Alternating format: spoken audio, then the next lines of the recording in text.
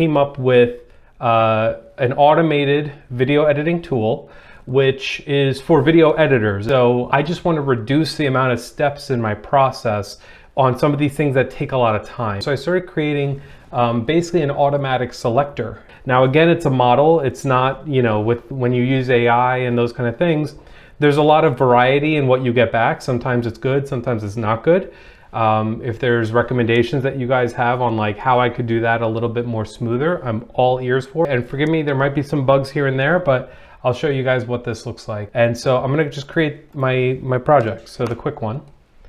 And what it's doing right now is it's basically importing all of the footage into DaVinci Resolve, and it's also importing any kind of templates. I just want to see how much footage I have total. So right here I have about of the ceremony, we're talking about of unshaky footage. It's about 29 minutes of this 60 frames. And if I go ahead and do my 30 frames here, it's about 30 seconds of that. So call it about 30 minutes of footage. So 29 and a half roughly. In some of these cases, it's retaining quite a bit. It's, you know, yeah. So you'll see here, it rejected 77% of the shaky footage, and it included about 22% of what's useful. So, you know, that 30 something odd minutes, we should be seeing a pretty good time savings here. So now what I'm going to do, that was shake analysis. I want to import the ceremony, and this again is, you know, not the shake stuff. This is what AI is saying we should look at. So now that original was about 20, you know, about 29 and a half minutes. We're looking at 16. Okay, so you know, from the 29 and a half to 16 and a half, we saved 13 minutes. Okay, 13 out of 29 and a half, that's of shaky footage. So about 44% of that is what we're looking at. It's not perfect, but it will select somewhat useful clips. Again, it depends on what it thinks is useful. And so it has a shot of everyone here. It has a shot of my best friend, the groom's reaction shot. Again, it's AI looking at this. So as these models get better, this has the entrance. And you'll see here it has the entrance from, again, another one of my best friends here. And you'll see it's getting rid of the shaky parts in between, and it's looking at shots that could be useful. So it's getting a reaction shot here. Over here, it's already skipping right to the bride coming in.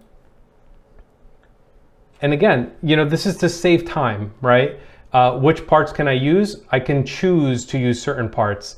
It's going right to the reaction here of some of the family members.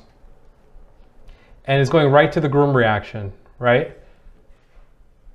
Amazing. Like literally, oh, this is my favorite part. Absolute favorite part. Again, this is to save time. This was the, you know, one of the ring bearer that we have over here. And it's going right into, you know, the ceremony. So this has been helpful. I hope you saw kind of how messy the other one was, but it's really going to certain moments that are useful. And I think, okay, so they have the vows, and then they have his vows. So it kept that in there. Some of the clips here that it's deciding to keep in, you know, it's not perfect, but I would say it's a pretty darn good automation. And so here, I'm also going to go into the rejected, and I'm going to make that a default too, to create the rejected part of it, just because it's easier to see what's included and what's not included. So I'm going to go ahead and do the rejected timeline as well. And so now it created this rejected timeline here, and it's wicked fast. Let me go ahead. Yep. So here's the rejected. And these are the clips that it did not include. And some of them could be useful, right? But it, you know, AI looked at it and said, you know, these are parts that we didn't want to include. It's AI, right? So I can't control that. It's really just AI deciding what it wants to do. Now, there might be some optimizations here and there that I can do. If you guys have any suggestions here, like this one, I definitely would have chosen. I probably would have included this one. So again, it's like a cursory review, right? I can see, okay, there are moments here that I definitely want to include. You know, as I kind of skim ahead, this one I definitely want to include.